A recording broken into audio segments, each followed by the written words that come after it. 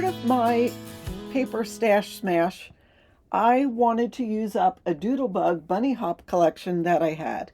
I made this little cute bracket album. Now, I've made them before on my channel. I'll put a link in the description box of the other ones that I've made. But it's a cute little way of adding some decor and adding some photos. I mean, this is perfect to add photos to, but you don't have to. You could just put it up just the way it is. But let me take you inside and show you what it is and how you can use it as an album. So there are 5 separate little brackets. They are all 5¼ inches. Now this first one is about 4 inches, and then the bottom one is 8 inches. So they all are about an inch bigger. So on the cover, I've got a sticker from the collection. This is from the border sheet, and then we've got the dimensional little chickie there with a dimensional flower and just a flower sticker there. I do have a couple of ribbons, a couple from my scrap cabin, a couple from my stash. I need to find a green one. So once I do, I'll put that on. So inside, this is a paper clip from the collection. This actually is just meant as a tuck spot. So you could put a photo on here or journal on here, or just put a photo there and tuck it in. So there is that. I did include the paper clip because if you use it as a tuck spot and you hang it upside down, I don't want your photo to come out.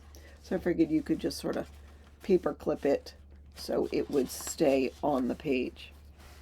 Now here on this page, there is a belly band, and we've got a couple of things in the belly band. I've got this little cut apart, and then this little paper from the collection comes out like that, but you could add photos to here and stick it into the belly band. Wouldn't that be adorable? I love these little bunnies. I thought they were so cute. So now this will come up like this, and this is open here, so you could add a photo to on here. That is one of the tags I just cut off at the top. One of the enamel little chickies there too, with a couple of flowers. Love the colors, love the bunnies, love the carrots. It's just also cute. This was just on one of the pages I cut out and put on a piece of cardstock that opens like that. So there's room to put 2 photos right there. Isn't it fun? Fun, fun, fun. So on this page, I have another photo mat. It's about 3 by 4. There's just a little element from the sticker sheet. I do have a basket from the bits and pieces, and I did put an enamel tulip and little daisy there. This is from the border sheet. Of course, if you didn't know, you wouldn't have realized it doesn't go all the way across because I was running out of paper, but it still worked really well. I just loved all of the springy flowers. I took this piece that says family and glued it to the top so you can still add a photo to it, and you can add a photo to the bottom as well. So that is a good spot for a picture.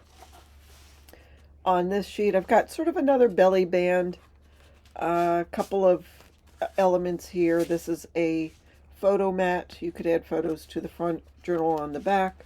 So that goes in the back. It's actually a double stacked belly band, and this one is open here.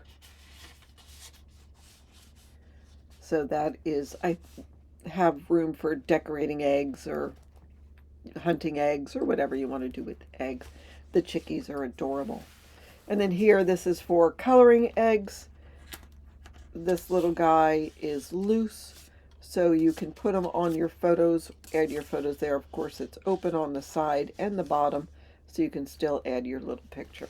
And then in case you still have more photos, there is room here on the back for a 4 by 4 photo. This is open, it's open on the top, and we've just got the Happy Easter with the bunnies and a couple of eggs there.